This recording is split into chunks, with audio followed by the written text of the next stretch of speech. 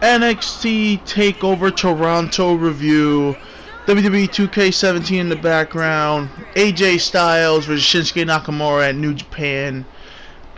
Please enjoy. So this again, no takeover is bad. Like it's like criminally impossible fucking not of a takeover to be bad. We start off with Bobby Roode versus Tye Dillinger. Roode's entrance with the choir and his stage and his entrance was fucking amazing. Tye had his cool ass fucking ring jacket thing. I don't know what it is, but I like it with the huge collar. It glows too. I was like, that's pretty sick. Roode has the choir, you know. It's a very I like the match. It was but it was weird because they were both fighting very heelish. Like no one really had a comeback, you know what I mean? Like it was Tye and him just wrestling, which was good. I liked the opener. I actually thought it was pretty good. Tye Dillinger though, I don't have no fucking idea why Tye Dillinger lost. Roode won clean as possible with the fucking Impaler DDT, the educator or the execution, I think. I have no idea why. Tye was doing good. People were into him. They were into both of them. But I just said keep the feud going. As long as Dillinger wins the rivalry, I don't really care. But this is a good match. Funny moment where Tye Dillinger stomps on Bobby Roode's hands and he starts flickering them, you know, to do the 10 thing. Because it looked, I thought it was pretty great. So yeah, Tye hits a super kick for a 2 count. They exchange a series of punches and elbows in the middle of the ring. Tye drops him, locks Roode in the sharpshooter for a big pop. Roode reaches the rope, throws Tye into the ring post, hits his glorious DDT for the win, and that's it. Fantastic fucking entrance. Good opener. Not bad. Wish Tye would have won, but whatever. The Authors of Pain, the boys themselves, the boy Razor and Akam. Versus TM61 for the Dusty Rhodes Classic ending. It is Paul Ewing. I always say his name, Paul Ewing, or whatever. I don't fucking know. I always say his name wrong. Accent. Paul is locking the fucking shark cage all the way in the ring. I thought that was pretty cool. The match starts it off quick, so fucking the match is starting off real quick. Both teams early on the outside. Thorne climbs the structure and he fucking does like this crazy swanton off it. Miller fucking is going nuts too. The Authors of Pain are about to dominate. Both members of TM61 hit suicide dives on Akam on the outside. Irving drops the chains to Razor to use. The fucking chain goes flying into the crowd, so someone got a souvenir. Miller blocks the chain shot. The Authors of Pain finally hit the last chapter. 1, 2, 3, done. Authors of Pain win the Dusty Rhodes Tag Team Classic. Perfect thing. The match was a little short, but I understand why. The match was still good. Authors of Pain looked awesome. TM61 looked great. Shane Thorne was definitely a highlight in this match. He did a really cool fucking Jeff Hardy-esque dive. We get, holy shit, this is definitely top 5 match of the year for me. Johnny Gargano, Tommaso Ciampa, DIY, do it yourself, versus the fucking Revival, 2 out of 3 falls match. I just don't know what to say. This match was booked perfectly. I couldn't have booked this better. No one could have booked this better. This match was absolute perfection. In every single way. Like legit, every single fucking way. The Revival is in control until Gargano and Ciampa get hit by drop kicks. The Revival comes back in for a double team. Ciampa gets 2 count. It was winding down. Dash and Dawson hit a cool fucking counter into the Shatter Machine. They get and what a sick shit. They look like they did the Shatter Machine to Johnny Gargano's throat. Gets the first count. The Revival is up 1 fall. The Revival control the next few minutes until Gargano hits a flying kick, torpedo DDT, all this shit. Ciampa finally comes in. The Revival hits the heart attack on Gargano for a 2 count, which I was like, oh man, that was awesome.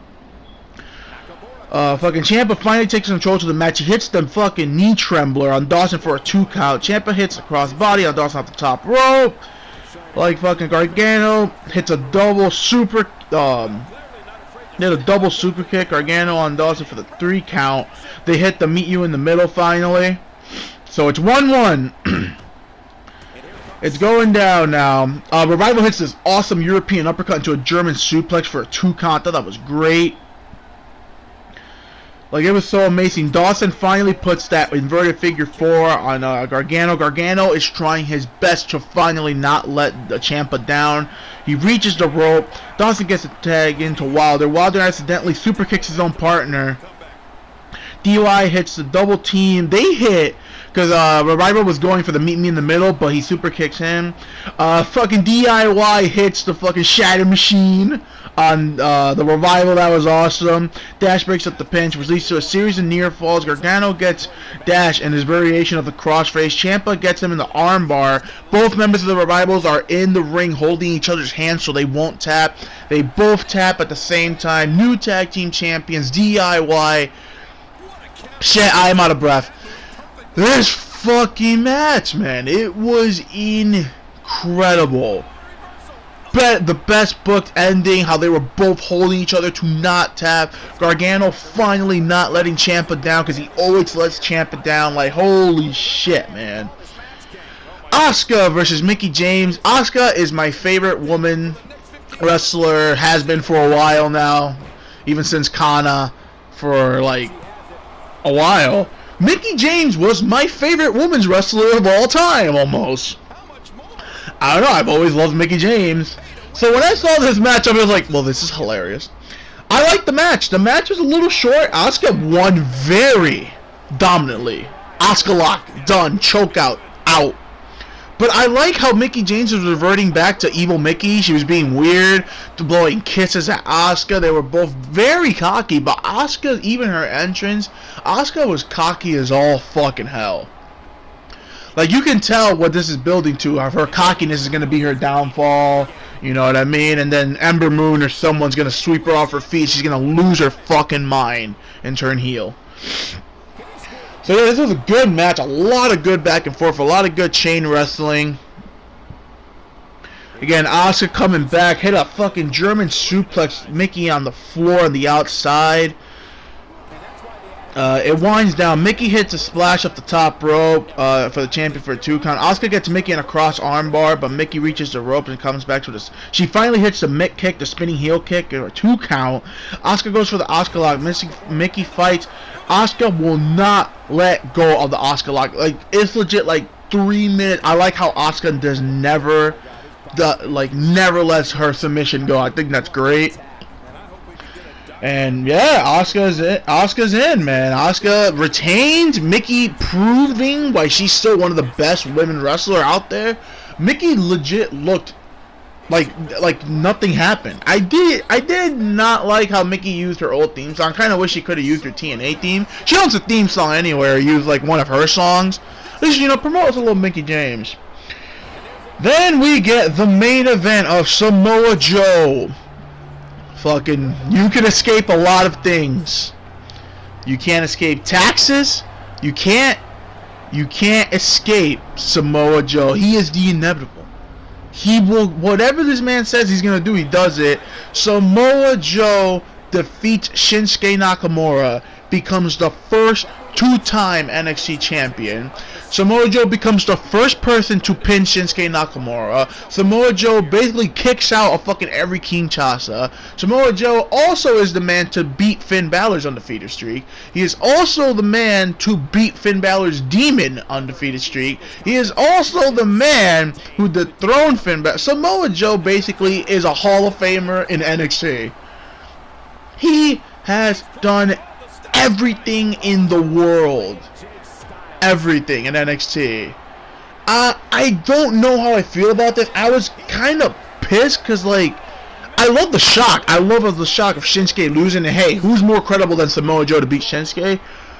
But I really wanted Samoa Joe in the main roster really bad. But I even said, fuck it, it's for the better. Give me Joe and Shinsuke every fucking day of the week. It was a good match. Joe is on point, basically blocking all of Nakamura's kicks in the beginning. He's checking them, which I love. Hitting all the Kinshasas in the world. Again, that was nice. I thought the match was built up perfect. Joe kicked out of every Kinshasa. Shinsuke kicked out of everything. Joe winds it down. He takes him to the outside. Joe low blows the shit out of him. Modified Uranagi to the steel steps. Muscle buster for the win. 1, 2, 3. The crowd is like, their jaws are on the fucking floor. I got up and just like going, what the fuck just happened? But in a good way. Not the Survivor Series way. We'll talk about that soon. In a good way, I was like, what the fuck just happened? Like, Shinsuke just lost. Legitly. Joe hitting all his shit. Joe bringing back the Chimera Plex. I popped big time for those ROH days. Samoa Joe. Like, I just don't understand how is this guy in TNA, man? Because because there was a time when Samoa Joe was just there, and like, look at the fucking diamond that they had, man. Like, it's crazy. So I don't know what the fuck goes down now. I thought Takeover was amazing. Ty Dillinger should have won. Authors of Pain winning, perfect. DIY finally getting those titles, probably the best thing on the show. One of the best matches I've seen all year. Asuka and Mickie James tearing the house down too with a match that I never thought I would see in my fucking life. And Samoa fucking Joe is the inevitable. Samoa Joe, new NXT champion, 2-time NXT champion, the only person to become 2-time NXT world champion, right next to the Revival. So that's it for me. I'll catch you guys next time. And shit, NXT, no matter what it is, it could be it could be a 2-show takeover. They'll still do better than the WWE pay-per-view. So yeah, that's it for me. I'll catch you guys next time. Like, subscribe, and Samoa Joe, man. Samoa Joe. This is insane. Does this building have a curfew? I feel like we might be here all night. What a beating. Styles clash. Oh, gosh. This should do it right there. I think this thing's over.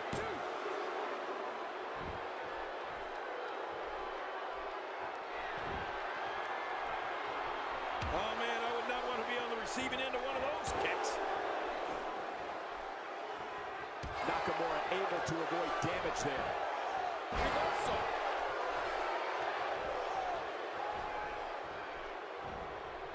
What a reversal.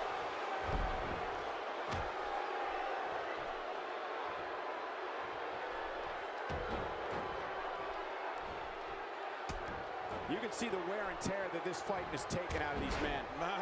You're right. Such a brutal physical battle this has been. And it's not over yet. I don't know if we've seen that from him before. I mean, it's definitely a first tonight. This is great. This guy will try anything. Here's Nakamura with some offense of his own. This is a wreck. He's moving like an uncaged animal. No lie. He may get the 3 count right there. Gonna be close. 2.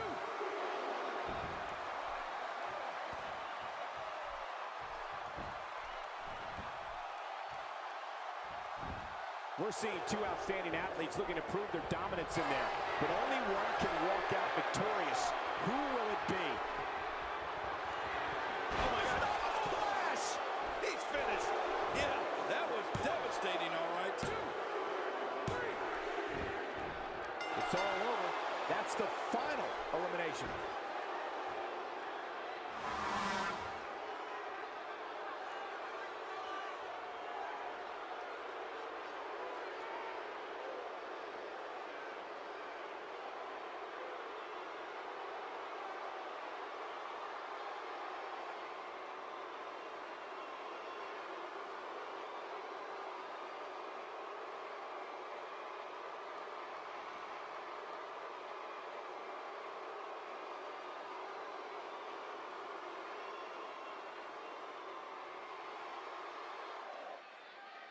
Here's your winner, the winner.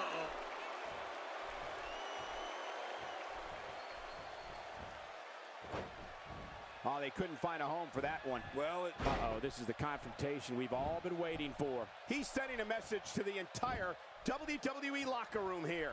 Watch this. And now, incredible move by AJ Styles. He's really done a number on him thanks to moves like that. Well, this might be the worst yet.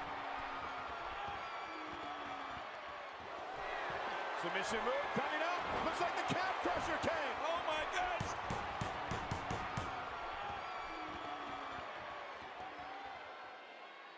he is really tired now. That tank of his has to be reading empty.